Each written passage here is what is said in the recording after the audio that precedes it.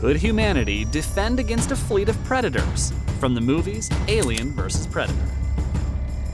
Perhaps humanity isn't as weak as advertised in most Alien vs. Humanity movies. Just how strong can our species be when confronted with an alien invasion? If a fleet of predators, the very ones from Aliens vs. Predators, attacked a battle-ready Earth, how would they fare? Would humanity succumb to the attack or prevail? And most importantly, would the predators be that much of a challenge? To fully know how humanity would fare, we might have to take a closer look at such an invasion. Keep watching as we examine a full-blown predator-human face-off. Kindly hit the subscribe button before we continue. Done that? Let's get into it. In the Predator franchise, as well as in the Alien vs. Predators films, the Predators had an upper hand and mostly committed several murders before they are eventually finished off at the end of the movie. However, if you look at this from a different angle, humans were only susceptible to the attacks because they came suddenly and were caught off guard. The consequences? Many lost their lives. However, it makes you wonder, if Earth was prepared for a predator invasion, would the superior alien species actually stand a chance? Probably not, but we can't tell yet till we fully examine the strengths and weaknesses of both species. Starting with the predators, it's a given that these species are one of the most powerful alien species, and as their name implies, they are indeed predators in every sense, and love every single bit of prey hunting. However, unlike the predators that exist in the jungles on Earth, they actually do have a sense of honor. They love the challenge and are obsessed with prey that fights back, rather than just allowing themselves to be easily captured. And in cases whereby the prey actually succeeds in fighting back, the prey instantly earns their respect, as we saw with the second installment in the sci-fi franchise. In Predator 2, in which the predator becomes the prey, the predator made an enemy of Lieutenant Mike Harrigan of the LAPD, and Harrigan followed the alien down to his ship and ensured he saw its eventual death.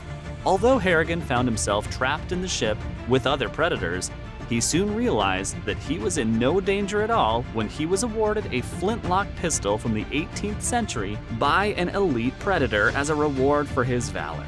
The alien species are not only respectful of brave prey, but also try as much as possible to avoid killing unharmed humans. To ensure a fair fight occurs, they ensure their prey is harmed, as we saw with Hanzo. In the third installment of the film series, Hanzo, a Yakuza Inagawa enforcer, fought against the Falcon Predator with a katana in a duel. In the fair fight between the duo, Hanzo won, but his victory was rather short-lived because he died moments after from his own injuries. The Predators might love a fair fight, but this doesn't make them weak in any sense. Though their unconventional look might indicate otherwise, they're actually very skilled and intelligent.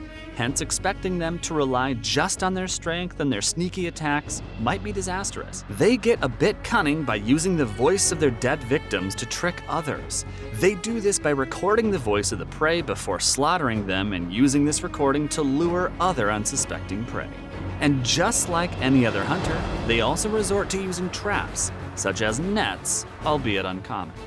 Their nets are far more dangerous because they not only capture the prey in place, but also cut them up. So, in essence, measuring up predators and humans on a scale will in no way favor humans. Predators are superior to humans in terms of raw strength, heightened senses, resilience, and advanced technology. Let's face it, the predator's technology is far more advanced than that of humans. Remember why the first half of the first Predator film was scary? The predator mostly stayed anonymous, all thanks to its cloaking device that could be triggered on its gauntlet. In most of the Predator movies, the human victims outnumbered the predator but couldn't easily fight them off, emphasizing just how superior the species is. Bear in mind that this does not in any way undermine the strengths of humans. Though a formidable foe, the predators actually acknowledge humans as difficult prey because they can't fully be predicted. The spontaneity of humans thus gives them an edge over the alien species. Being of a weaker species, it is often not a surprise that humans are most times underestimated. And it is at times like this they triumph, as we saw with Dutch, Harrigan, and Naru. There are records of humans in the franchise that were even accepted as hunters and welcomed into the clan.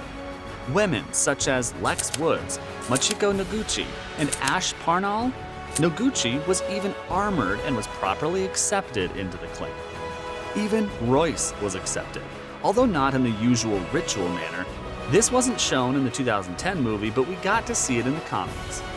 Nevertheless, he was still revered as a hunter, awarded with wrist blades, biohelmet, and armor. How about hand-to-hand combat? Where do the predators stand? While the alien species might not have much firepower in their arsenal, they're actually quite deadly with their spears and wrist blades. A human against a predator, one-on-one, a predator might be quite deadly. Of course, they can be defeated, as we've seen in the movies, but it is not easily accomplished. A fully equipped predator might be quite difficult to challenge. For one, their shoulder cannons should not be trifled with. Those cannons made some of the best kills in the franchise and are strong enough to blow their victims' heads clean off their necks. Of course, they do bleed, as confirmed by Dutch, but their armor gives them an almost indestructible front. One-on-one combat in an open field will no doubt favor a human because, as much as the predators are tough, rapid explosives will actually go a long way in incapacitating them before the final blow is landed. However, if a human faces off against a predator in a jungle setting, they might be in a great deal of trouble. The predator's abilities are extremely suited to that environment. Its stealth hunting and heat detection will catch up with you no matter how far you run, except if you do have mud around. Dutch was only able to survive and defeat the predator because he could topple its heat detection abilities. The mud cloaked his heat and the hunted became the hunter. However, what if Earth was invaded by not one or two predators, but a fleet of predators? Humanity will no doubt record a heavy loss. Lives will be lost, and not just at the hands of the invaders, but humans as well. The armor of a predator can withstand most gun power, so facing a fleet of them with guns might be impractical and lead to the tragic and gruesome death of the human assaulters. In the Alien vs. Predators Requiem, the second crossover movie, both the xenomorphs and the predators didn't stand a chance in the face of a nuclear strike that leveled the entire city. The good news? The alien invasion was curbed, but at the cost of the lives of those still in the city by the time of the nuclear attack. This might seem like a logical way to attack a superior enemy, but in the humane sense, not really. In the case of a full-blown Earth invasion, the predators can be held back by a trained special team armed with explosives that can be discharged from a distance. With the agility of a predator, coming at arm's length might not really be the best. Plus, their shoulder cannons must be avoided at all costs. To successfully execute this operation, the team has to mask their body heat as well as wear gear to detect that of their opponents. Predators are warm-blooded, so at that size, they no doubt emit a significant amount of heat that can be used against them. Skills and gadget tech combined with the knowledge of the yautja species make humans a worthy opponent. Plus, the honor of the predators can be used against them. Their honorable gesture will no doubt spare the lives of unsuspecting and unarmed humans in their landing location, giving sufficient time to evacuate before the armed team confronts the foreign invaders. Predators are indeed mighty hunters and a force that can bring about devastating ends, all thanks to their superior technology, nature, and strength. However, they aren't totally invincible and can be killed. After all, if they can bleed, they can be killed. We might not be the ultimate prey, as that spot is fully taken by the xenomorphs, and we might not even count as a rival species because the engineers pretty much have that area covered, but we are no doubt still considered dangerous prey.